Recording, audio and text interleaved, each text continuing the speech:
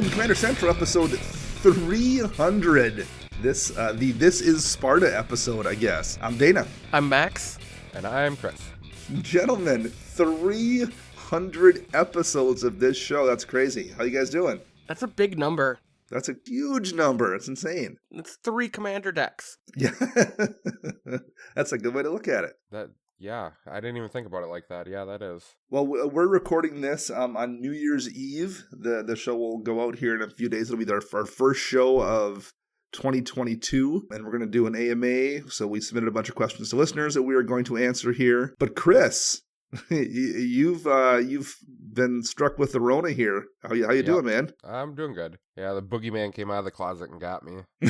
Yeah, that's Max and I've dodged it so far, and you had as well. But finally, it got you. Yeah, the worst part is like I don't go anywhere or do anything aside from go to the store or stuff like that. And just randomly, felt awful the one day, and my boss felt awful the one day too, and we're like, oh, I no. hope it's not. And it's like, yeah, we better. And so we went and got tested, and yeah, we tested positive, and so we're following all the protocols like you're supposed to, and hopefully we're back on our feet soon. Good to hear. Well, yeah, in our shop owner, him and his wife have a little one on the way, so better safe than sorry for sure for everybody. All right. Well, Chris is fighting through COVID. We're all on the kind of Christmas hangover and coming down from the holidays, although I guess New Year's is still happening too, so might have legitimate hangovers to deal with tomorrow, but I'm too old for that. I kind of am too, to be honest. Although I did go meet Max for a beer last night, and we BS for a little bit about our holiday weekends. Yeah, it was a good time. And Max was at the shop this week and played a few games, and I was not because I was out of town. So how were your games this week, Max? My games were good. We played with Larry and his son John. Had 2 really good games. Kyle won the first game, and Chris, he said he knows he's a cheater, and thanks for calling him out. I love Kyle. And then I ended up winning the second game with Dramoka. Very cool. Well, I think I will probably be able to play this week. It's been a couple weeks for me. I've been on a bit of a hiatus, so I'm looking forward to getting back out and grinding some games, hopefully first week of the new year. Yeah.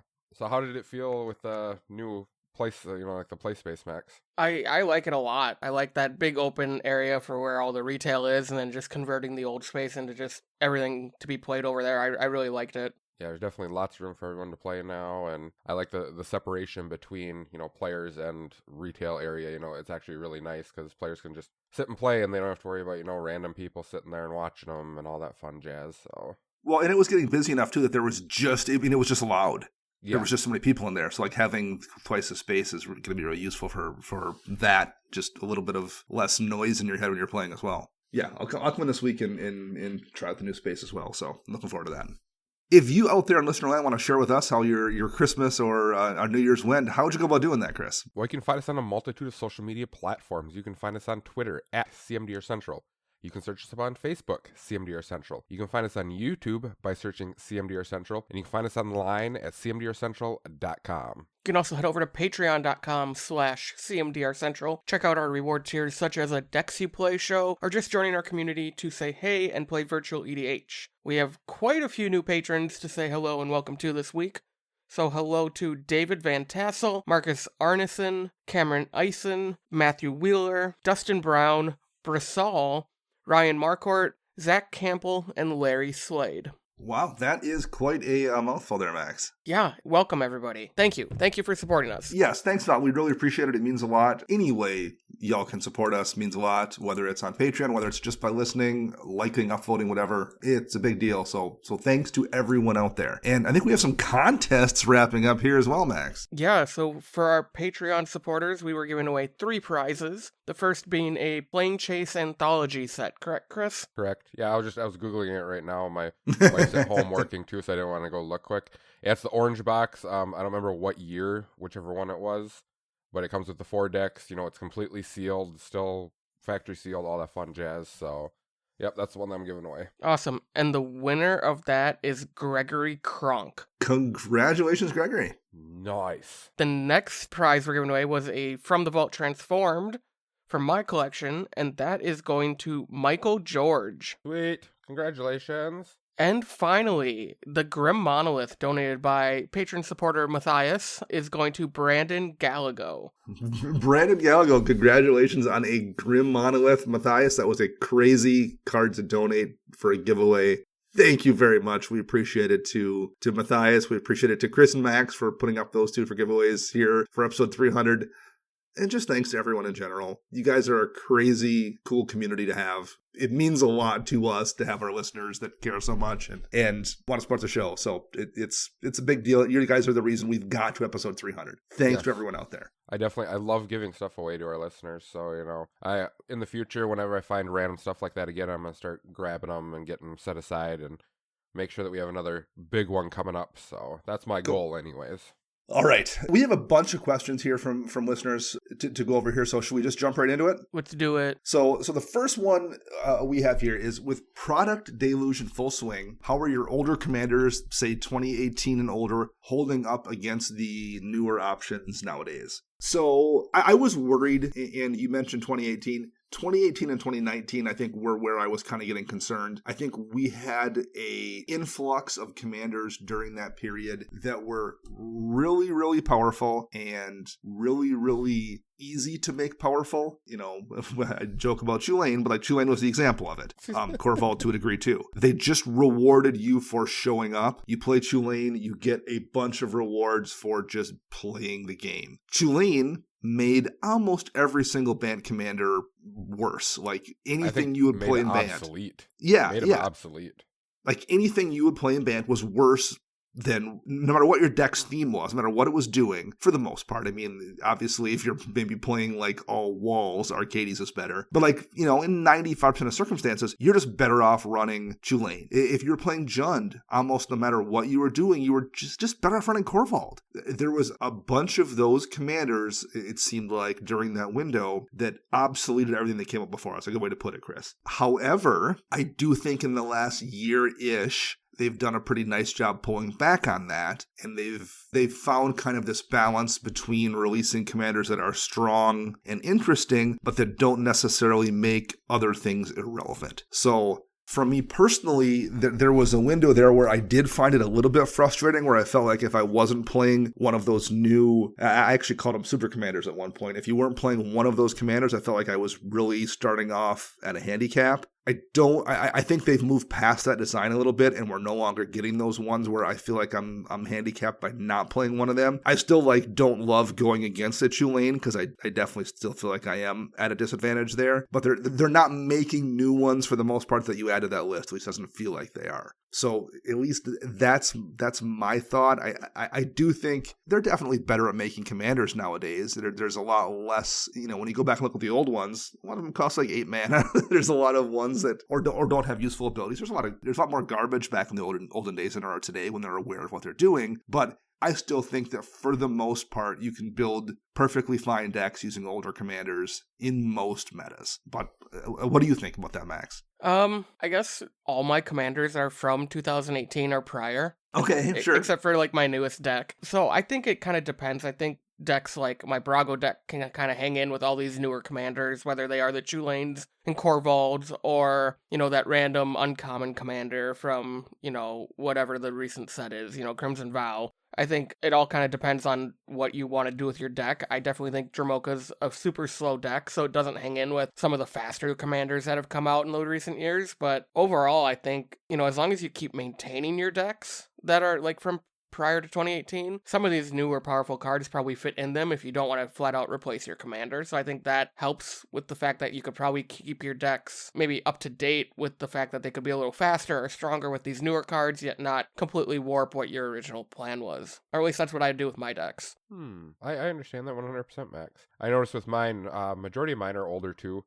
And the thing that I've noticed is, it's not like the deck itself can't play with everybody else. It's just the way that people play their decks nowadays has changed the whole mindset of building commander. So I have to change how I do it in order to keep up with them.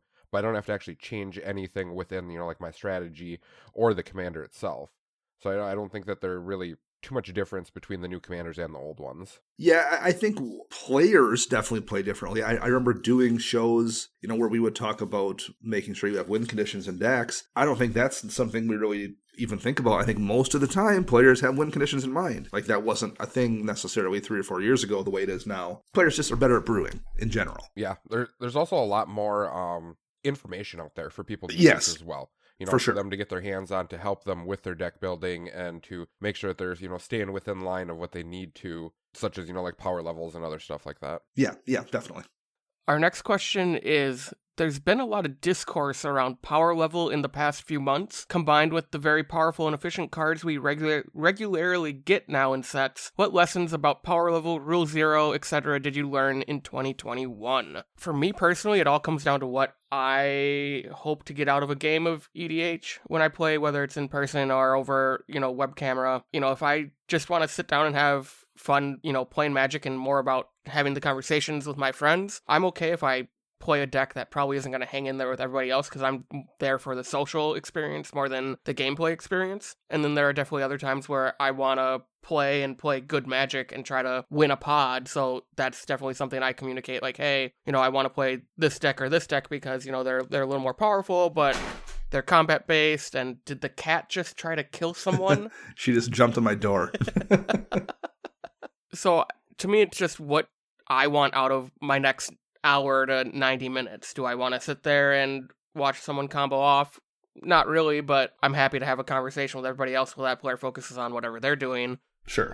So I think it just comes down to being open and honest with people. How about you, Chris? What have you, what has changed for you, or what perspectives has altered on that this year for you? I think the biggest perspective that's changed for me is that I need to be more open-minded when I play with people, because a lot of the people that I've seen come into the shop seem like they're kind of exiled from normal playgroups because they want to play fast combo or they want to play aggressive, powerful decks, not in that CEDH level per se, but just stuff that's upwards, the upper tier yet.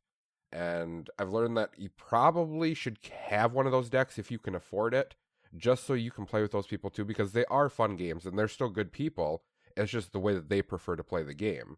Sure. That's probably the biggest thing that I've taken out of this year. I went on the Commander Smith's podcast pretty recently, and we talked a lot about this. So I'm going to repeat what I said there, I guess, to a degree. This year, I would say a year ago, I probably talked about power level using a number before a game started. Oh, this is like a 6 or a 7 or an 8 or whatever it is. I think I've very much moved away from that this year because it's just so variable, for so many different reasons, and that I don't need to really probably get into here, other than just saying there's just a lot of variance in what one person's 6 is compared to someone else's 7, someone else's 8, whatever. So I've just focused on trying to give people concrete information that is hopefully useful. So, for example, I will sit down with a deck and I would say, to use my Asperia Sphinx Tribal deck, just to pick that randomly, I would say, hey, this deck has some pretty powerful cards in it. There's probably half a dozen counter spells as well if you're someone who hates counter spells. But it's also pretty slow. I have almost no way to win a game before turn 10, and I don't have any stacks or hard to control or locks or infinite combos. So the deck's going to do powerful things and have plenty of removal, but it's going to do it slowly. And that's it. That's what I'm going to say. So it's explained things that you know what 6 counter spells means. You know what no combo means. It's all very concrete things, and that's really the best I can do. If I see the person's playing a precon, I'm not going to play that deck. I mean, I can make that determination too, but I've been trying to focus on just giving people information that is easy to understand, and particularly provide them with information that I would want to know if I was playing a game, so I could have the chance to opt out. So I would want someone to tell me if their deck was built around mass discard, right? Yeah, my deck is trying to destroy your hand by turn 4. I would want someone to tell me that. I'm not necessarily against that, but I would like to have the option to know that if I'm not in the mood that night. So if my deck is doing something, and in the case of that Sphinx deck, the only thing that probably bothers people that deck would do is counterspell. So I'm going to give you a heads up. Hey, there's 6 counterspells in here, 7 counterspells, whatever. Just because that can be frustrating, so I'll give them the heads up on that. If I'm playing my Athreos Pestilence deck, I'll note, hey, it's a Pestilence deck. There's a lot of board wipes. It's just going to clear the board pretty frequently. I will give them that heads up. So that's the things I've been focusing on. Just giving concrete information and giving information about things the deck might do that I think a reasonable person could just not be in the mood for once in a while. And, I guess that's pretty fluid. What a reasonable person wouldn't be in the mood for, I guess, can be determined a lot of ways. But, like, I think it's pretty reasonable to say someone just might not be in the mood for stacks. Someone just might not be in the mood for seeing 15 counterspells. Someone might not be in the mood to see a deck with 10 board wipes. I think those are pretty reasonable things to relay to somebody, so I've been trying to do that. Okay, I 100% understand that, Dana. That I like your aspect and your outlook on that instead of using numbers, because I have found numbers hard to determine as well lately. Well, so the thing with the numbers that really jumped out at me, and it was in the last Command Fest, would have been fall of 2019. In Chicago, and I wound up going to that one. And there was a game I played with a couple people where before I started, the guy handed me his deck to look at. He's like, "This is what I'm playing." So he's like, "You want to take a look at it?" I'm like, "Sure, okay." So I was flipping through it, and I handed him mine. And then everyone at the table, the other two people did the same thing. So like we were just looking at one another's decks before the game started. I think I was playing my Talrand deck, I think is what it was. And that Talrand deck looks not good. There's a bunch of like janky old cards that nobody plays in there. Some random old like cantrip kind of things that you just don't see in any deck at all. Sacrifice a permanent to draw 2 cards or whatever it is. But that's a really good card in that deck. It makes me a Drake. I sacrifice a Drake that like I've just attacked with that's tapped. Draw 2 cards, make a new Drake that isn't tapped. And I can do it out of instant speed. Like there's that kind of junk in there. In that deck, it's a really good card. It doesn't look good if you're not like pretty entrenched in Magic. So these people are flipping through decks, and I'm looking at their decks, and everyone's like, "Oh yeah, these are about evenly powered." And I'm like, "They're not." My Talrand deck is way better than what you guys are playing, but they didn't know that because they were relatively new players. And if you just look at the cards in the abstract, like if you're just like, not thinking about their interaction, well, yeah, mine looked the same as theirs as well. But there's a way more to EDH decks than that. And so like that's when it really got me thinking, like these guys think we're all playing 6s, and I'm not. At least what my deck is compared to theirs is a way different thing. And it played that way. Like once I thought about it, and we played the game anyway, because I didn't really have anything else weaker necessarily. But over the course of that 12-turn game, I drew, so many more cards than they did. I had so much more control over the game than they did, just because of the way my deck interacted. So like that was the moment when I realized, just because a deck might look like a 6 based on the cards you have, doesn't mean it plays that way, or you play it that way, or whatever. Like there's just so many variables, it's just tough to use a single number like that. Awesome. All right, so next question we received was, how would you improve white for Commander? Well, the first way to improve white for Commander is to get rid of green in the color pie, because that'll just make white better. Really? We made it this far. Shots fired, bang, bang.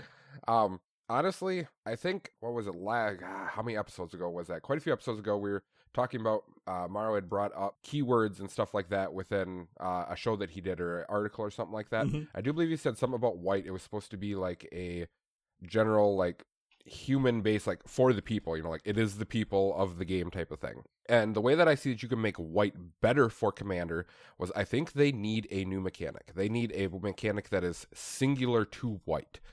So, like green has your, you have your big beaters with trample and reach and stuff like that.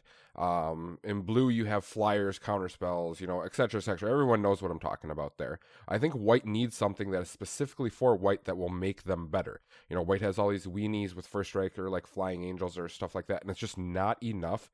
They need something, it's very generic for me to keep saying that, but they need something new that's going to make them upper tier to fight with everybody else. I know. I think that's a good way to put it, because I think white's strength is it does everything every color does, but worse, kind of. And that's really tough to find an identity in, I think. So no, I think that's a really good. And the green thing, I know you're joking, but like green kind of does everything white does, but better to a degree too. Way better is the thing. I mean, aside from having flyers, it does everything better. Yeah. What do you think here, Max? I think the easiest place to start is stop removing all these like clauses on white cards that you only get the effect if an opponent has more lands than you, or more cards in hand, or more creatures, or for whatever reason all these cards that should be good have this anchor attached to them that only work if you're behind. I think that's the first thing that kind of needs to be addressed in mono white specifically for Commander cards. Land tax is probably fine, but we got a bunch of cards like this in Commander Legends that only worked if you're behind. Well, you don't want to always have to sandbag if you're in mono white just to get, value out of these cards, or hope you're playing against 3 green decks that are going to ramp so far ahead of you that you never have to worry about it. I think it should be played around with removing some of these restrictions and just seeing what's going to happen. Because if someone wants to abuse these cards, they're going to figure out a way to do it no matter what, whether the restriction is there or not. So take the restriction off and see what happens. Yeah, that restriction kind of reminds me of, like a fantasy realms or like novels or stuff that you read or shows where, white is the good guy who's always behind, who all of a sudden just randomly comes out of nowhere, finds everything, completely obliterates the bad guy in the show or whatever, and becomes a victor. And in a game that you're trying to play, that doesn't work out to try to play out fantasy. I mean, it never helps.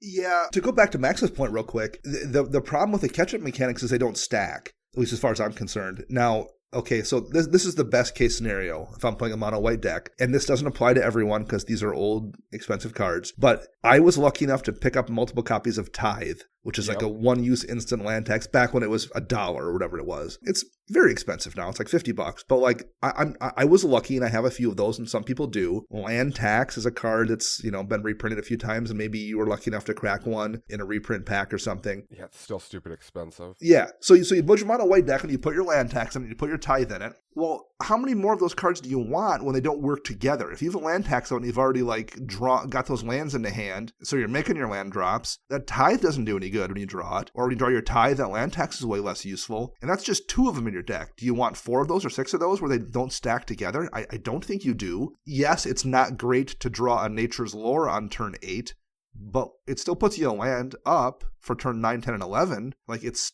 not ideal, but it's still useful. When you draw a Tithe or a land tax when you already have 3 planes in hand, I mean, I guess it gives you a free shuffle or something, but like for the most part, that's a pretty dead card. So that's one of the problems with that white catch-up mechanic, the way they do it. You just don't want to run any more of them, and if you already have those 2 best versions of it, you don't need a 4th or 5th. And they're never going to print better ones than land tax or Tithe, basically. So yeah, I think they need to find a way to make those mechanics be ones you want to run in multiple versions of, other than be like, well, I only want to run 2 because if I happen to draw them at the same time, they're dead. That's, I think, not a great design. I think they need to fix that for one. And I'm also on board with Chris's point about how they need to just find a way to do a better job giving white some kind of identity. I don't know what that's going to be. I'm not a game designer. But like I look at red, 5 years ago, people complained about red, including me, and I think they've, by and large, fixed red's card draw problem. And they've done it in kind of a cool way. They've given us things like Impulse Draw or cards like Stolen Strategy or Atali that let you play other opponents' cards.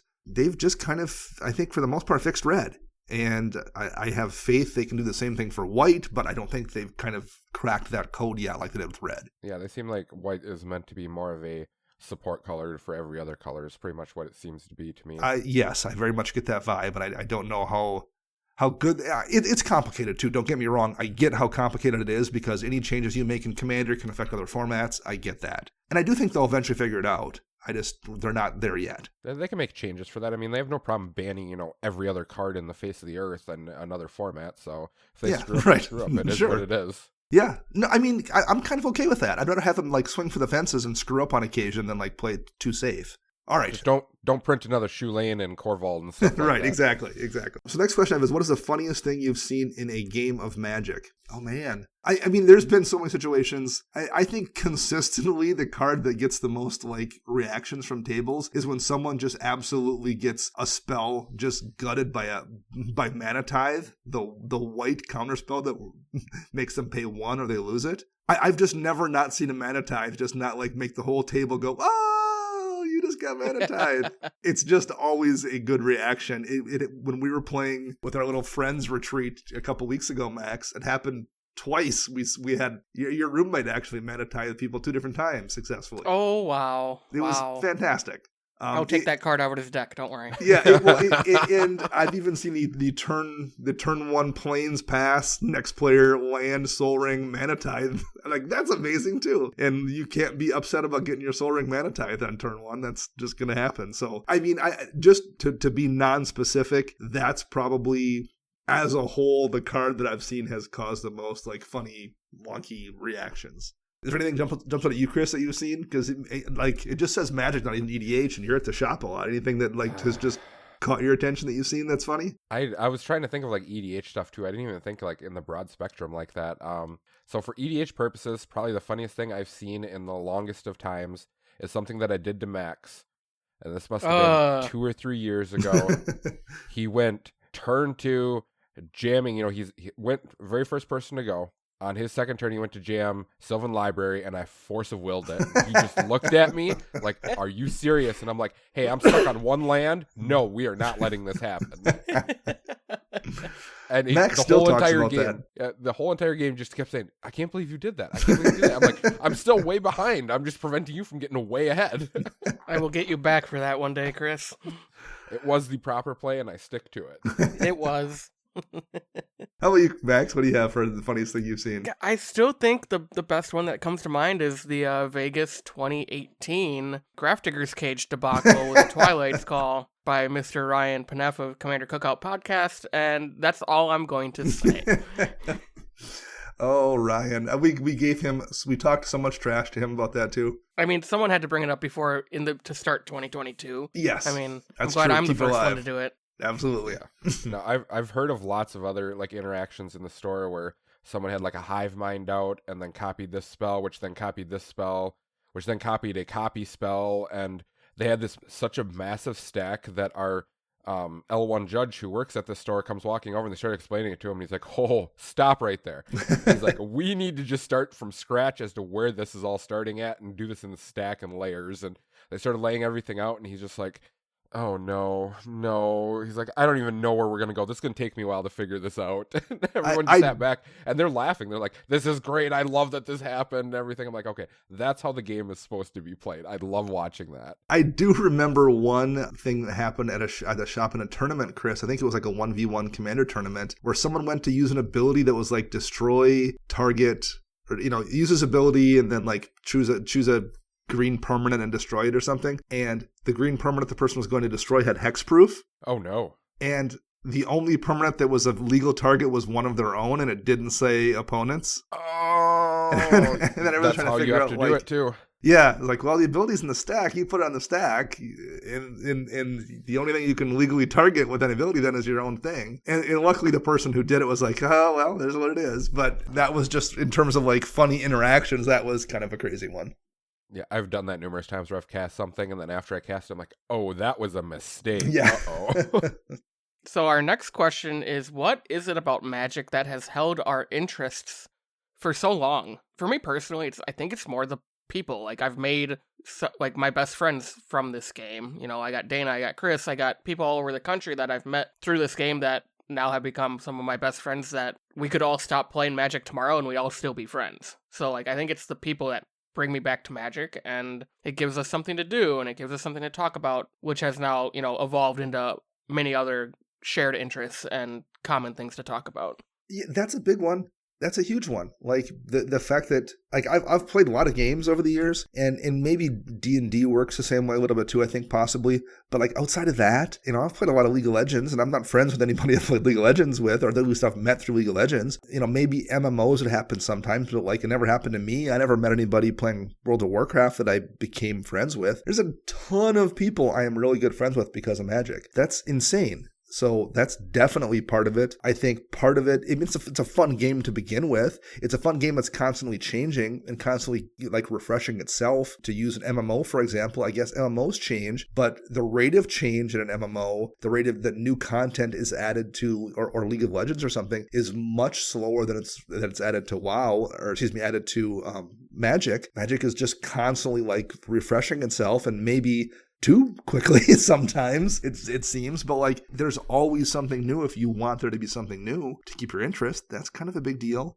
And I think the way EDH works, where like you can brew decks, it can be a creative outlet. I think there's not a lot of games where you can feel like you're doing something creative and creating something as well. And I think that's a big deal. There's like 10 different things I think that make Magic and Commander in particular hold my interest. But I think, Max, you're probably right. That's the number one, is it's like I've just legitimately met friends through this hobby in a way that I've never met other people to be friends with. So that's probably nail on the head right there. How about you, Chris? Well, I would agree with you 100%, from what Max is saying. Friends is probably the number one thing. The number two thing is that the game is not the same. Like Yeah. between commander, modern, draft, standard, everything like that. So it's got an outlet for every type of person for however they want to play. And if you get bored doing one of them, you go over to the next one, and it's not the same as the one that you were just doing. You know, like the how you play the game, yes, is the same, but the way that it's played is not the same. So, and that's what I love about it the most. Yeah. That's the kind of thing I can't get past is just the people is just such an important thing for sure. If you could add or remove a color from a commander, which would it be and why? And a good example of this is from the question is you'd add green to Ob Nixilis the Fallen. So this one was tough for me. Like I'm thinking about this, and if I have to say, let's see, which color? So I don't like green.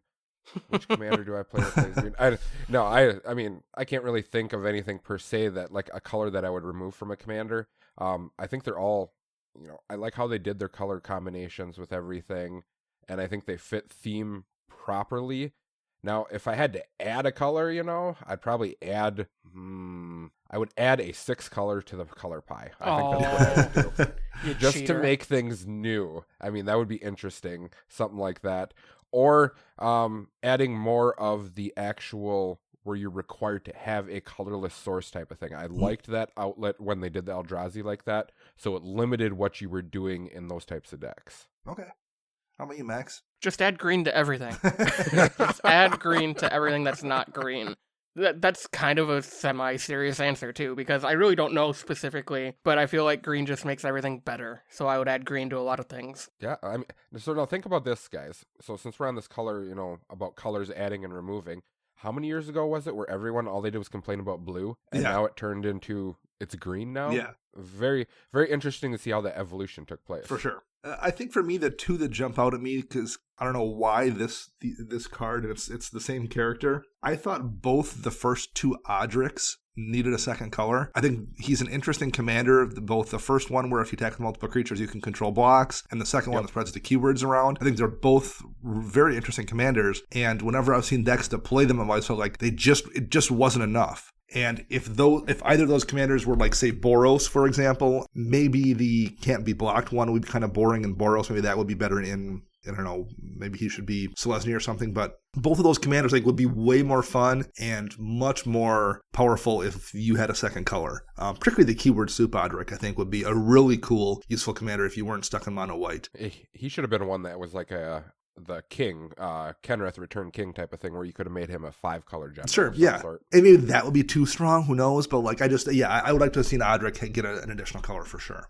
What deck or commander do you want to build but somehow never get around to building? So one that I've always wanted to build and I've never really figured out what I would do with it is an old card from back in Eventide, Sapling of Kolfanor. 5 mana, 3 Golgari, so it has the hybrid mana symbols. It's a 2/5 with indestructible. Whenever Sapling of Kolfanor attacks, reveal the top card of your library, and if it's a creature card, you gain the life equal to its toughness and lose the life equal to its power, and then put it into your hand. I don't know, it's just a cool card. I like Golgari stuff. I like that it's doing kind of a weird thing in Golgari, but the way the card is written, it really suggests that you just run a bunch of stuff with big butts, and it's probably really tough to win with that other than like just running a bunch of overrun effects. So I've never really found an interesting thing I would want to do with it. Maybe there's a fun way to do something with the life loss and the life gain. I don't know, but it's a commander that like probably once or twice a year I'll bring up on Scryfall and just like read the text and stare at it and just like hope some magical inspiration inspires me.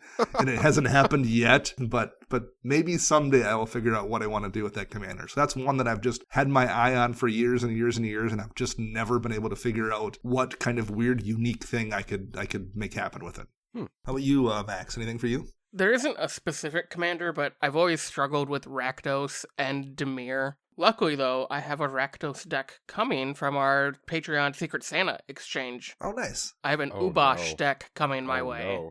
Thanks to John, so I can't wait to play that. Very cool. How about you, Chris? I don't have a commander per se, but I've always wanted to build an artifact theme deck, and I've never gotten around to it. I have, I was fortunate to get my hands on, the powerful old artifact cards, like a metalworker and stuff like that. But I have yet to find a deck that actually just like jumps out at me, like, a way to build it, a commander that's going to pilot it. because they all end up turning out to be the same, and I want to find something that's, piques my interest over copying everyone else's strategy. The one thing, so I quite like my Vela deck. Obviously, I've talked about it a lot because you don't usually see Dimir artifact decks, and that for me is makes it fun. If I didn't have that deck, I would probably try to figure out how to build something with. We got the green commander last year, Ich Tekik Salvage Splicer. And it ETBs and makes a green golem artifact creature token. And whenever an artifact is put into a graveyard, you put a +1 counter on it and on each golem you control. There's something you could probably do with like making a green, black artifact deck or a green blue one or something. Green, red, whatever. So I think there would probably be something fun there that I would probably try to build if I didn't already have one. But yeah, I know what you mean. Like, there's a lot of cool artifact decks out there, but you don't want to kind of, at least I wouldn't want to build the same Brea deck that you see in a gazillion places, or the same, Urza deck, or anything like right, that. Yeah, same Verticlad one, whatever. So no, I get that totally. So the next question is, what's the deal with the pants? That was my best Seinfeld. I'm sorry. That wasn't bad. That wasn't bad. So what? This was just like a joke when we first started Yes. recording about Max has to wear pants since we record in person, and then it moved on to Max doesn't wear pants at all, and so it's just kind of like an inside joke that I don't wear pants because pants are, to be quite honest, terrible. Particularly working from home now, it's nice to just not be wearing pants all the time. Exactly. I will relay a story out here about that. It's not even about Max, but 3 or 4 years ago, we made a work trip, me and like 3 coworkers. So we all drove, to wherever it was we were going to do some stuff. Went to the hotel room after being in the car for like 6 hours, 7 hours, whatever it was. And we were all like, had rooms across one another. So like, it was like a corner, 2 on one side of the hall, 2 on the next. We all threw our luggage on like one of those luggage racks and just hauled it upstairs and pulled it into the middle of the hallway, and each opened our rooms and grabbed our bags and stepped in. And we're going to get dinner in like an hour or something. I closed the door, literally immediately dropped my pants, took them off, and there was a knock at the door, and it was one of my coworkers because I had left some bag in the hall. And I opened the door, he's like, how the hell did you get your pants off that quickly? I was like, I don't know, man, I'm not messing around here. We've been in the car all day. I want my pants off. Now, Dana, wasn't this like, I think we're going on like 6 years or something like that. We were at, I think it was GP Minneapolis, and you left a pair of pants in the hotel room. I did. You left too. That's right. I did. I forgot about that. Yeah, I forgot a pair of pants there. Those monsters keeping my pants. I think you actually did have a legitimate question here following up the Seinfeld pants question, though, Max. Yes. The legitimate question is, what's one card you've never been able to get to work in a deck, no matter how many times you've tried it? Do either of you have an answer to this question? Because I don't think I do. It's called Soul Ring. It doesn't exist in the deck. That's just what it is. Which one is it? Oh, Soul Ring? Soul Ring, yes. For me, it's Deadbridge Chant, which was from back in, I want to say, Dragon's Maze. It's such a good card, though. Yeah, and I think part of the problem is I don't maybe run it. I never tried it in the right deck. It's an enchantment for 6, and you mill 10 cards. And during your upkeep, you at random, grab a card, and if it's a creature, it goes into play. If it's not, it goes into your hand. It's just one of those cards, though. Like whenever I've tried to use it, I cast it, I mill 10, and then someone removes it before I can get anything off it, or the thing I get off of the first turn isn't very good, and then it gets removed. It just is one of those cards that I have visions in my head of it being crazy strong, and it winds up either not working, or I'll draw it at the point in the game where I'm like, I don't want to spend 6 mana right now, and hope I get 1 card back next turn. I don't know. I think it's one of those things. I think if they printed that card today, it would probably trigger at the end of your turn, so you could cast it and then like probably at least get 1 use off it. But having to wait a full turn really feels bad in that card. So that's the one that I've always struggled with. And maybe sometimes there's cards too where like just mentally you need to look at them differently, and maybe that's one where you need to play it in a deck where you just like the mill is good enough. Maybe just milling 10 things is the most important part, and any gas you get is great. But I don't have that deck, so maybe I'm trying to jam it in the wrong spots too. Who knows? So that's the one that jumps out at me. Yeah, I can't think of any, like cards specifically that works, that I've been looking at. I just can't get it to work no matter how many times I've tried. I can think of mechanics such as, mill, I will make this work one day where it's Sure. consistently super powerful, and I don't run into a deck that's just automatically has the, complete anti-version of my deck, 1 card in the deck. I will run into one of those one of these days.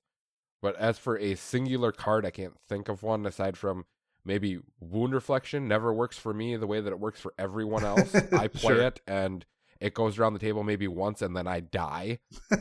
And everyone else just seems to like put it out there and it sticks there and then, oh, hey, game over, they win type of thing. So maybe I'm just playing the card wrong. And was there anything, you said there wasn't really anything that jumps out at you, Max, that you've never really been able to make work? Okay. Next question that we got here is, what is the best / most interesting commander from this year that you will never build? This I have no clue about. There were so many of them, I can't even think of one. So I'm probably just going to say 99% of them that came out, I probably will never build. Just to be honest with you. Probably where it's at. The one that I did absolutely love that I have been contemplating on building, I'm just not sure how to do it, is Acerrak, the Arklich. Yes. This is from Adventures in the Forgotten Realms. I love the dungeon mechanic overall, and a commander that you can play to actually start activating the dungeon is really cool. Not to mention it doesn't trigger the command text because it goes back to your hand to then recast it to just keep bouncing it to, go into the dungeon. So I liked that aspect of that card. So out of any of them, that's probably the one, but I'll probably never build it because I'm not big into monocolor decks. How about you, Max? Anything from this year that jumps out at you? Yeah, the one that jumps out to me is Laisa Forgotten Archangel. This was from Midnight Hunt. Okay. This is the Orzhov Angel that whenever a non-token creature you control dies, you bring it back to your hand at the end step, and then if an opponent's creature would die, you exile it instead. That just seems like a little bit too stacksy for me. I would love to run it, but that would ruin some people's play experiences, I think. I can see how that would be an issue for sure. Yeah. The ones for me, I talked about it when we did our discussion of favorite commanders from the year, is Prosper. I love Prosper a lot, but that's not how I build decks. Like, I don't want just a generic value engine in the command zone, and I don't know if Prosper suggests anything. Like, I don't know what deck you'd build around Prosper where the whole point of Prosper isn't him just being a value engine in the command zone. I like the card a lot. I think he's super cool design. He's fun to draw in your 99. But it's not the kind of deck I build, so I don't think that's one I definitely don't think I could see myself ever putting together for that reason. As cool as it is, I want to be able to come up with like an interesting deck that the commander is part of what the deck is doing, and definitely that's not, I don't think, anything Prosper does. I also really liked Eloise, Nephalia's Sleuth this year, which was the 5-mana rogue.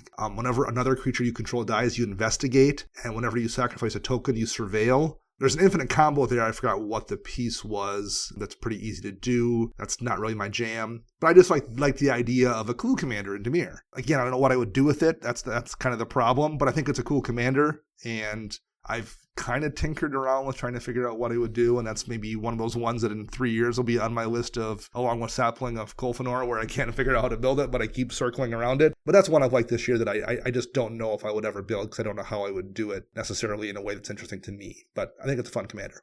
Wizard of the Coast asks you to design the next Universes Beyond Secret Lair drop. What IP do you choose, and who and what do you include? And the submitter's pick was X-Men, and the who what was like the 1992 X-Men lineup, which was Professor X, Cyclops, Storm, Jean Grey, Wolverine, Beast, Rogue. So basically from the animated cartoon. And you can, of course, we all can hear the music right now off the cartoon. Yep. What is it? Yeah. Something like that. Yeah. Yeah. Oh, that was such a good. That was so great. This one's pretty tough. But Chris, you said you have Max's answer. What do you think Max's answer is here? It's going to be, I do believe the year of it would be like the late 90s. Would be the Power Rangers, which considers like for sure. What is it? Jason, Tommy, Kimberly. I can't remember the nerd guy's name. And Zach. Billy, Zach, and Trini. Yes, there you go. Good job, Chris. Yeah, that would be my guess for Max's if I had to take a guess on that. Is that what yours would be, Max? Yes, that is exactly what mine would be. One of mine would be. Yeah, would be Power Rangers instantly. So good call, Chris. Well, Max, why don't you tell them what your other one would be then?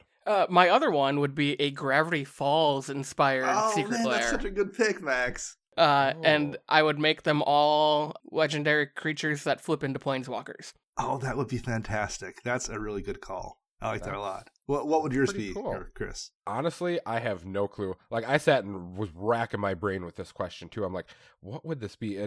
I would like to see something.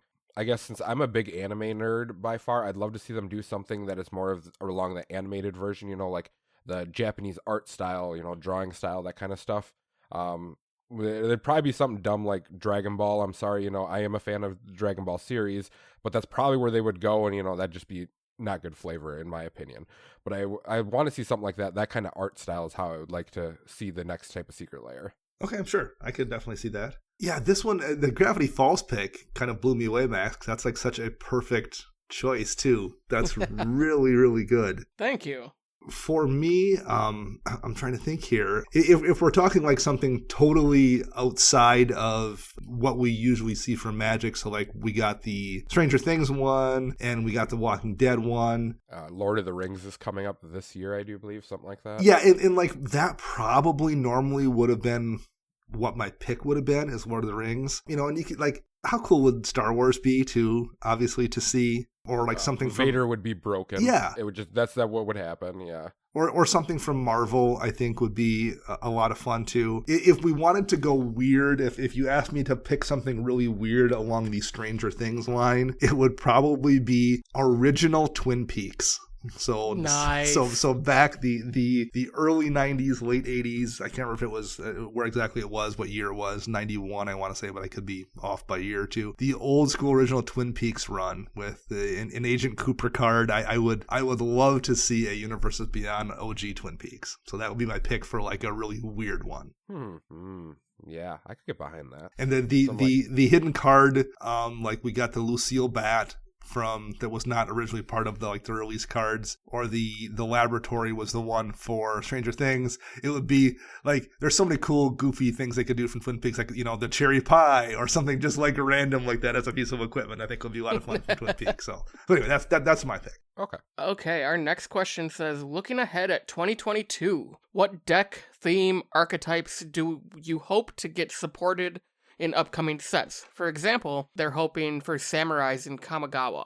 So for me, I'm hoping we get the other 5 triomes in New Capenna, because I'm pretty sure that's a wedge set. I don't know, I doubt they'll do it, but like bring back all the really bad keywords from the original Kamigawa, like Bushido and splice onto Arcane. That would be pretty cool. No, I think I just want the other half of the triomes. Those are like the other 5 lands I think we would want. And I'm sure we'll get some. I would like to see them finish the Battle for Zendikar cycle when we go back to Dominaria for the Teferi set in the Brothers War. Okay. Okay. How about you, Chris? So speaking of, Battle for Zendikar, I would like to see them come back with Eldrazi, and I want to see an actual finish to this. I don't like how it's just left up in the air. Haha, pun joke, Emrakul's up in the moon. Right. I mean, I don't like how they just left it hanging there like that. I would like to see an actual finish to it where they figure out what the Eldrazi actually are, how to stop them, or how to come to peace with them or something, like to give them a world or something like that, and they'll stop attacking or something dumb like that, But actually give me a conclusion to that type of story. Okay. For me, if we're talking about like specific support for things in upcoming sets, demons as a tribe have never really had support. Nothing that really, for the most part, interacts with demons beyond like you could build a deck of all demons, but there's not much that really cares about them. Given that demons are supposedly what the Mafia is in New Capenna, I think it'll be interesting to actually see support for demons as a tribe, things that interact with them, the way we, get crazy useful enchantments that work with zombies or elves or things like that. Get specific maybe demon support, I think, in New Capenna would be kind of fun. We've just never got that, and I would like to see maybe some of that. I think Samurais is definitely a good one too. Like we've gotten ninja support, but we've never gotten much for Samurais beyond Kamigawa, and a little bit of more Samurai support I think is also a good one from whoever submitted that question. But yeah, the one that jumps out at me is demons. Cool. So yeah, I do like Samurais as well. I mean, I love the idea of Kamigawa. Like I know a lot of people who love that Japanese type theme. The Japanese-esque-ness of the world like that, and I hope they don't. No offense, people who like original Kamigawa, but don't butcher it the way that you did with the first one, because out of everyone that I've talked to, most people despise Kamigawa, so I'm hoping that this time around they actually decided that it was a good choice of how they're doing it. Yeah, the first time you dealt with, first of all, for standard at least, the power level was super reduced. Yeah. And so many of the cuts were things from like old school Japanese mythology that just nobody knew. For the most part, unless you were someone, the average American, I would say, who's the audience of Magic for the most part, just didn't get those deep cuts. And we've seen them, they did the same thing to a degree with Lorwyn. Lorwyn was really digging deep into like Celtic mythology. People know some things from like British mythology here in the US, they know, King Arthur and things like that, but like a lot of those real deep references to changelings and stuff are just not something the average person understands. And I think that at the same, they did that back to back with a couple sets between Kamigawa and Lorwyn, where they were just digging so deep into the mythology that the average person who's just not familiar with that kind of stuff maybe didn't understand what was going on or didn't get the references. They tend to be much more superficial now, which, I mean, maybe you don't love that either, but like everyone kind of gets it when you're making a reference to Hercules or making a reference to Dracula or something for the most part. Yeah, that's for sure. With this being the year of product overload for most people, how has your content been made different for you during these times of overload? So for me, it turned into, I was always excited for new sets, so I'd look them up and everything like that. And now with everything, I'm just like, oh, a new set, cool. And people come up to me and they're like, did you see this? Did you see this? I'm like, no, but you can show me if you want to. Just I let people approach me about it and show me everything instead of me digging into it, because I'm just so burned out on it. Sure. Between, doing stuff with you guys on the show, running a card store, all that fun jazz. It's so much overload on everything that my brain has like exploded to the point where I started delving into like playing the Pokemon TCG and stuff like that just to get an outlet away from Magic, because it was just too much to handle coming in. Yeah, I that's a perfectly reasonable response. How about you, Max? We did so many set reviews this year. We even skipped a few of them. Yeah. We skipped a few, and we still did more than we've ever done before. I think that's our biggest thing, is that it feels like we're doing a set review once a month versus once a quarter. And those take time to plan, because what do you say that everybody else hasn't said already? Right. So we found some unique ways to do them, which I appreciate now. So, hopefully this is just the beginning. Unfortunately, we'll be doing set reviews every month, I feel like, for the next couple years.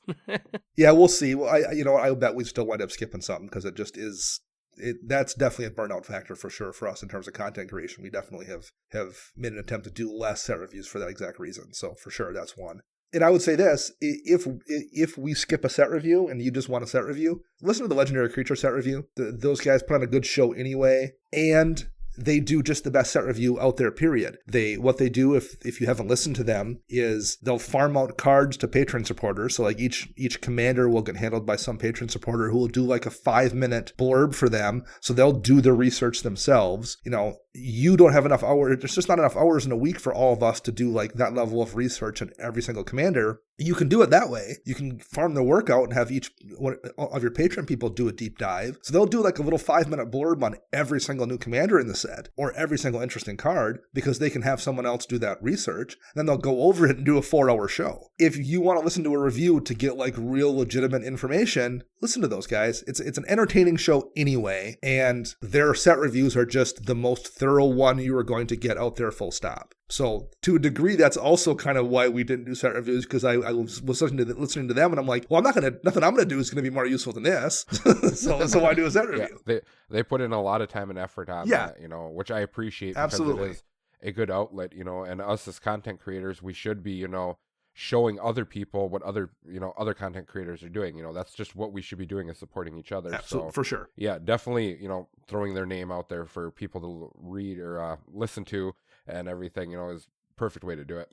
And I also think to a degree, if you just want to, I think reading articles too is generally, if you are just looking for information, like podcasts are entertaining, so you're getting entertainment hopefully as well. Like if you just want to read, is this commander any good? I'm not sure, I can't figure it out. Jump on Reddit or jump on like an article on EDH Rec or something and like listen to somebody, like see somebody concisely break it down. And you can get much more information on that commander in 5 minutes than you're going to get listening to just a general podcast, unless it's maybe Legendary Creature too. So like, it's just, I found set reviews on podcasts, it's just not the best way to do it either, particularly given how many sets are coming out these days and how many cards are in each set. Yeah. For those of you who have not been on Reddit, if you go onto Reddit and you're reading an article or something like that someone posted, do not read the comments. It's a complete waste of your time. Sure, yes. Because there is a bunch of nasty people Reddit. on there. Yep.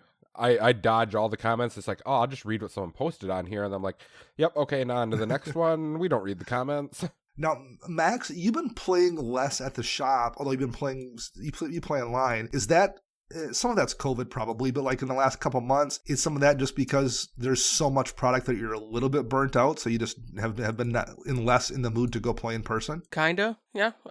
That probably plays into it. It's also just, it's easier for me to play online. Sure. Yeah, I think I wouldn't say that I play less. For me, that definitely isn't something, but there's a lot of content out there. And to give you an example of something I've missed out on a little bit, EDH Recast streams every Wednesday, and I've probably missed 6 of the last 8 stream weeks, in part because I was burnt out. Like, I had a couple things going on. I was sick one night, and I was gone for work one time too. But a couple of those were just ones like, I just have had so much Magic stuff that I need to just not do something one night. So I was just taking off a handful of weeks from streaming because there's just so much stuff happening with Magic. And I was just talking to Matt Morgan on EDH Rec, and Matt's right now, same thing. Matt was a little bit tired, and I'm like, well, tell you what, I haven't been playing a bunch on Wednesday. I can just double book guests for January, and you can take January off from streaming. And Matt's like, yes, please, if you don't mind. So Matt's going to take and not stream in January for EDH Rec for, like, I think 4 weeks too, just because, same thing. Like, there's just so much, it's just so nonstop that between,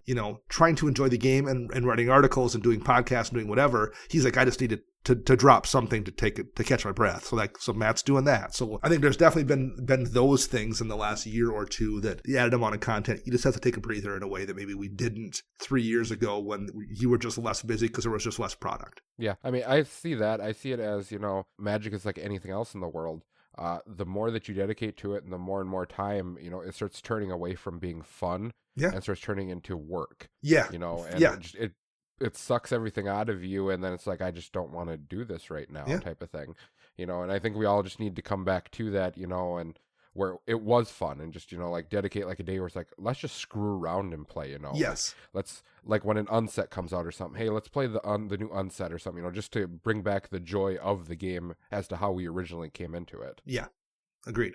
Next question for me, what is your favorite 3-color pairing to play? And your thoughts on the hybrid color discussion, which I assume means hybrid cards not being usable unless you have access to both those colors in Commander. Number 1, I don't love 3 colors. So I'll throw that out there to begin with. It's not that I don't love 3 colors, I guess. It's that when I brew a deck, it's just too frustrating for me to have that many choices. It is. It's just so much fun. It is. Yeah. I mean, I get that, but like for me, it just winds up being, it's tough enough in a 2-color deck. When I start off at 130 cards, I don't need to start off at 180 and try to cut down. So that's part of the reason. It's just information overload almost. So I tend to avoid 3-color decks. If we're just talking about like the color identity that's kind of associated with them, the first real 3-color like exposure I had was like looking, I didn't play during Alara block, but like when I came back to the game, I was just looking at all the sets that have came out and like the worlds we've been to, and looking at Alara, I just thought Bant was cool. I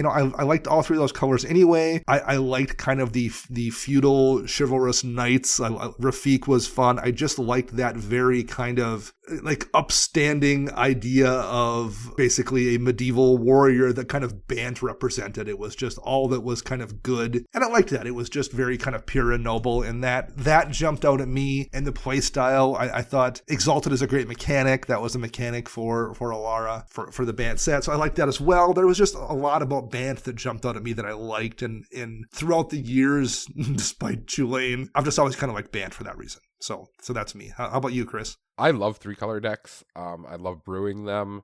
Everything about them just kind of like reels me in because you have so many of the options. Sure. My personal preference is anything that doesn't have blue in it, because blue, in my opinion, is so single-mindedly focused that blue is the best color for card draw. It is the best color for, negating spells. It has its super strong points. I try to just avoid that so I can play the other cards that have, other outlets that are, like I do have a little bit of card draw in black. I have a little bit of card draw in red, card draw in green, etc. But they're not as good as what blue is. So I'd rather play the weaker versions of that, but yet have bigger outlets for other items in the game, such as enchantments or creatures or stuff like that. So pretty much all my 3 colors usually revolve around Rakdos to start with, and then I start adding the 3rd color into it from there. How about you, Max? What are your thoughts there? I, like you, Dana, am not a fan of 3 colors.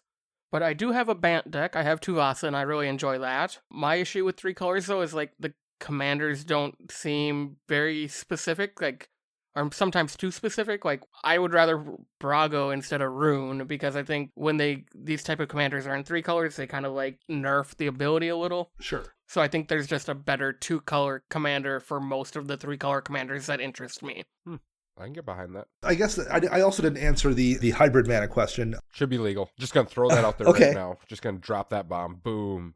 I will go their direction. I don't think it should be. I like things the way they are, in part because I think restrictions build creativity, and I know in theory if a card is hybrid, it's an effect that's allowed in both. But like in reality, I don't know. Does every color need access to Beseech the Queen? There's a few weird ones out there. I didn't even think about Beseech the Queen. Yeah. I mean, I don't think it would hurt anything. It's not bad. And if they change it tomorrow, I'd just be like, okay, well, it is what it is, and I'd go along with it. I'm not gonna get all mad and try to start my own format or anything. Wow. But was that directed somewhere? No, it's going anywhere. But I think it's the amount of good it adds. I don't think it's worth the change compared to, I also like Commander being unique. I think there's weird, unique things about Commander. That's one of them. I'm a baseball fan. One of my favorite things about baseball is how every baseball stadium is different. There's flagpole in the middle of center field in Tiger Stadium. Like, that's an obstacle. It's a weird thing that you can hit that flagpole. There's the Green Monster in Boston. There's a giant wall out in left field that if you hit the ball off it, it's a double. Like, things like that I think are cool and fun and unique in baseball that give it character. I like that about Commander. I like that there's weird things about Commander that don't apply elsewhere, and I don't think it needs to look like other formats either. So maybe those aren't great arguments, and if someone has a response to those, I'm not that attached to it. But just off the top of my head, I like it the way it is. Do you have any thoughts, Max? Okay. Yeah, I'm in the same boat. I think it's fine how it is. I think there are some cards out there that, if the rule were to be changed, would make the color deck they aren't allowed in at the time a lot more. You'll see a lot more of the same type of decks out there, like you were saying, Dana. So I don't know. I'm fine with it how it is. Like Dana, I probably won't start my own format if the rule gets changed tomorrow, but we'll worry about that tomorrow. Exactly. All right.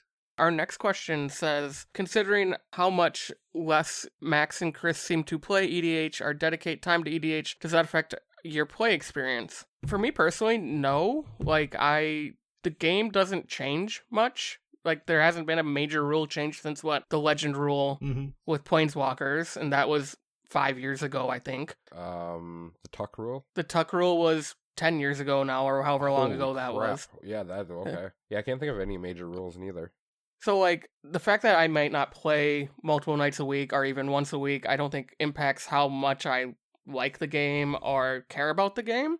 It's just I have other things going on, other hobbies that I currently want to put time into versus EDH. And that's current too. Like, that's the right operative word. It's only been the last 18 months-ish you've been playing less than me. We played roughly an equal amount before that. So that's just kind of a recent change, and that could easily change back in 6 weeks too. Who knows? Right. And the fact that we do have the ability to play over webcam now does make it easier. Yeah. Where hey, plans fell through so instead of going to the shop and sitting around hoping 3 other people are there to play EDH, I can just go on to our Slack or the 1,000 other Discords I'm a part of and just say, hey, looking for a game, and I can probably find one within 15 minutes. And I don't have to wear pants. The most important part for sure. Oh, I love it. How about you, Chris? Because you definitely play other formats more than we do.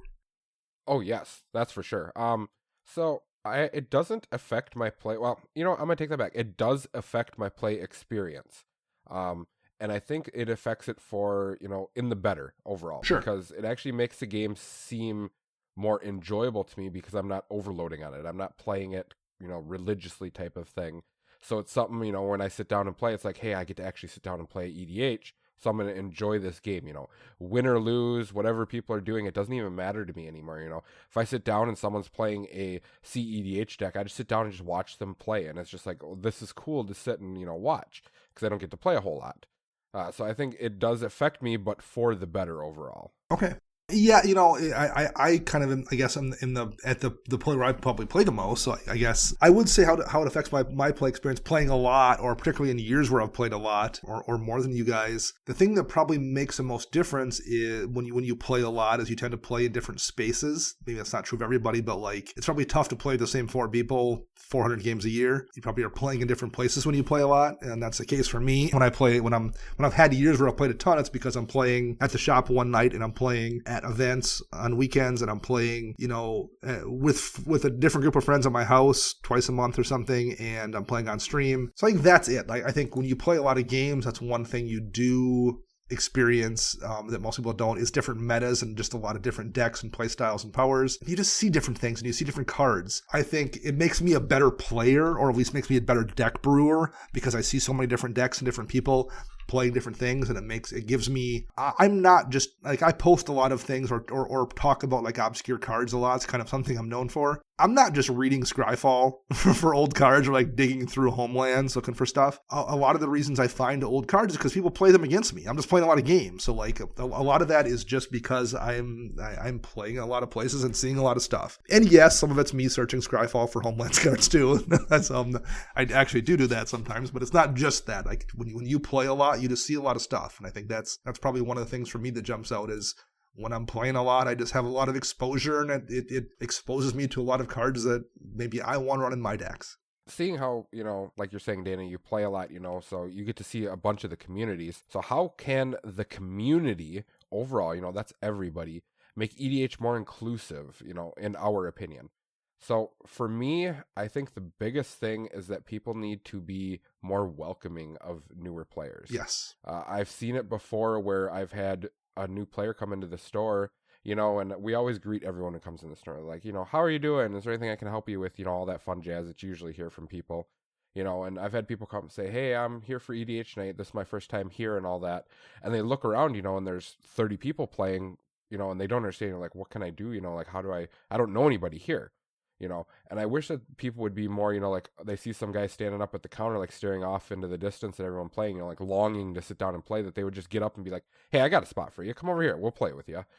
I wish that people would be more of that type of person overall. And it might just be because of the whole COVID scare and everything, people are worried about, bringing in new people who they've never met and stuff like that, and all that fun stuff, which is 100% understandable. But I think we still need to reach out to these new players, show them that this is a fun game, this is a great community to be a part of, and just help them along their life of the EDH. Yeah, that's a great point, Chris. I'll use an example of something that maybe makes sense to Chris personally and doesn't maybe resonate with anybody else, but I think you guys will get the point. Chris is a guy that hunts and fishes a lot. Those are outdoor activities Chris does. When you catch a fish that's, you're fishing for walleye or something, and there's like a minimum size limit. The reason there's a minimum size limit is you want to put those fish back because they are the ones that, maybe breed the most and are going to produce the most other fish. And by giving up that one fish, you're making it a better fishing experience in the long term. When you're hunting deer and it's deer season, and there's periods of time where you can't shoot does, which are female deer. Part of the reason for that, maybe not in Wisconsin, I guess, where we have a ton of deer, but in some places, is so the population doesn't get knocked down too low. That's not really an issue here, where we have cornfields everywhere and we just are like basically feeding deer all year long. But in some places, I who come from Upper Michigan, where you don't have farming fields up there, that was the thing. Like does weren't something you could hunt because you wanted to make sure there was a reproducible population of deer for, years and years down the road. My dad his career was he worked in the lumber industry. So like he worked in the industry where they cut down trees for lumber, and he ran a bunch of sawmills. But they replanted all those trees because like if you don't replant trees when you cut stuff down, you're out of work in 10 years. Like that industry needs to sustain itself. Maybe they could do a better job of it in some situations, but like in a general sense, they tried to make sure that they planted more trees so they could always have more lumber down the road. The same is true of Commander, right? Like you want to have this be a successful to have people come back. So like when that person comes in their shop for their first game, it's worth you throwing the equivalent of throwing back that fish. It's worth you like taking your time maybe and not playing with your friends for that one pod to play with that new person so they have that good experience and come back, and then you can play 15 fun games with them down the road after they finally like the format and they build a deck and start playing at the level you play at. Sometimes you just have to play that game with the person who's a new player so down the road they can be a person that's way more fun to play with. I think it's a worthy investment of your time. I think that's something that people need to do a little more of, is like take that one for the team sometimes and play with that new person. Like you said, Chris, make them feel welcome, because that will pay dividends down the road for yourself and for everybody. The other thing to be kind of conscious of, I do think nerd spaces in general, and Magic is one of them, aren't always the most welcome to people who don't look like the rest of the nerds. I think yes, that's for sure. Our shop... Well, and I think our shop is maybe a bit of an exception because it's owned by a husband and wife team. So number one, you always have a woman there for the most part, and she's kind of been conscious and has hired women to work there. And so just by virtue of her being there, it helps it be a little more of a space that's accessible to women. But like that's not the situation in some places. It's not a dungeon of doom like a lot of game stores are. Well, in literally my first experience going into a game shop when I got back into Magic in this town was there was a shop down near college in a street called Water Street in the town. Oh my God, are you talking about Fountain of Youth? I am talking about a store called Fountain of Youth, which no one listening to the show knows what it is for the most part. But but those who are listening that do know. Oh, yeah. I remember. And that was my first experience. I wanted to get a couple cards.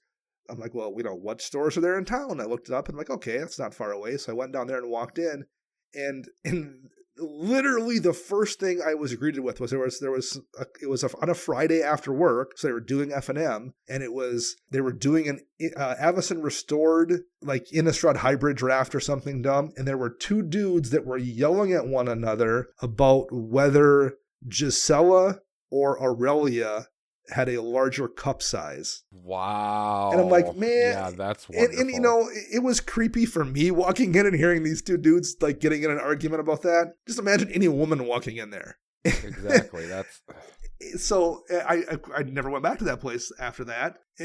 For other reasons too, they weren't very helpful, and it just wasn't a great environment. And I'm sure Chris has stories too based on his reaction there. But like, one person thought he was a superhero running around with a cape. Yeah, it was weird. I know how it works. Yes. But like that happens too, whether it's women or whether it's like, people of color or whatever. That's something you got to be cautious of, because when it's a store that's an environment that's predominantly straight white dudes, you can sometimes be intimidating or outright hostile to people that don't look like you or aren't like you. So people need to be very cautious of that and try to make sure that they don't create that environment as well. And we are lucky enough to frequent a shop where that doesn't occur, but not everyone's so lucky. And that's something people need to try to work on as well. I've seen women talking about one of the first things they check when they go into a shop is like what state the bathroom is in. Because if it's all dudes, it's just a train wreck. And I'm like, yeah, that makes sense. I can see that. Yeah, that's why I love our personal community, because everyone's very helpful and nice with everyone. A big example I can put out here is that we have a couple from Chile who come in. Yeah. It's a shout out to Pablo and Pilar. Their English is very good, but very thick accented wise. Sure. And that, sometimes it is hard to understand them, but I have never once seen an issue between them. Pablo does a lot of War Machine along with Magic, and Pilar does mainly Magic, but their daughter plays Pokemon, and everyone is so inviting to them. And that's how I want to see every shop run. Yeah. I've been in other shops in other cities and stuff like that, and you walk in and it's just like you look around and you're like, okay, this is your typical game store that I'm used to going into, nothing fancy or anything, but you don't see that diversity among everybody, which is what I think this game is all about. That's why they made the game, is, so everyone can play it. I mean, it's in every country, so why are we being so, inclusive about it? Absolutely.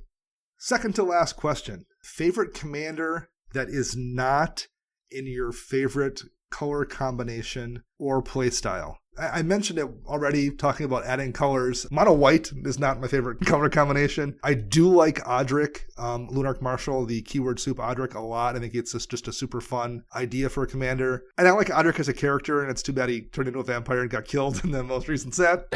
Spoiler alert if you haven't read any of the stuff from Crimson Vow. But I've always liked Odric as a character too. I think Odric is a lot of fun.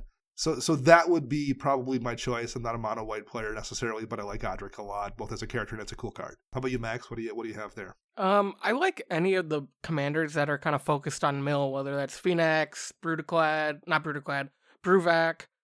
Mill isn't something I personally play, but we've deck teched quite a few mill decks in the past couple months where they look interesting. Like, I'd enjoy playing against them, and I know Chris is trying to get his to work.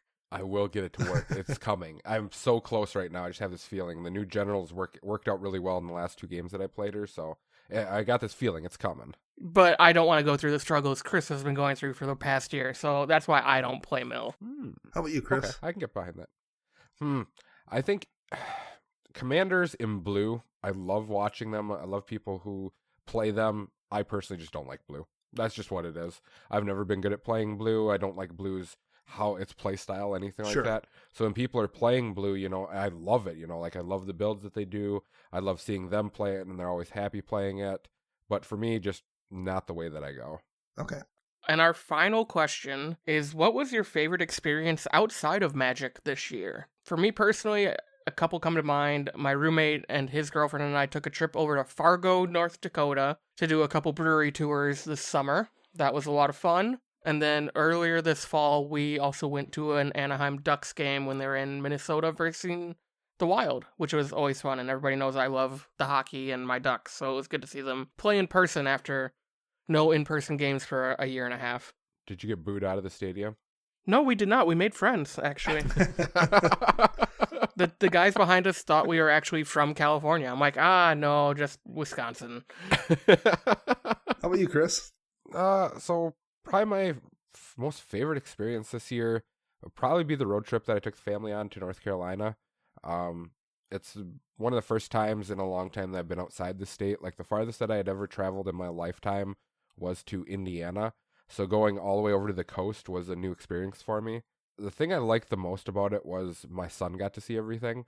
So I think out of that, like, I may not have enjoyed myself. I may have got, the devil sunburned where I was like dying and stuff like that because I thought I was macho man. And apparently when you're next to the ocean with no shirt on for 3 hours, you should probably put sunscreen on. That might have been a mistake, but don't tell my wife that I said that. Other than that, I think my other favorite experience this year was just being able to finally get out and see everybody and, kind of have somewhat of a semblance of normal back in my life.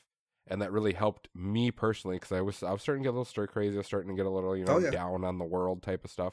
So being able to actually see everybody and talk again has been a real boom for me. I had a couple answers here. A recent one went to see Spider-Man No Way Home with Max. No spoilers yet, please. No spoilers. And I won't. I will not give any spoilers, Chris. But I hadn't gone to many movies because of COVID. I had gone to one at least before this, but like going to a theater is kind of a rare experience now, anyway. And I felt like everyone there was kind of feeling the same thing. They were just glad to like be able to see a movie in the theater. There was a lot of things in the movie that like really resonated with fans that they wanted to see. So like being there back in the theater for the first time and like people's reactions to things that were happening, it was just a really good time.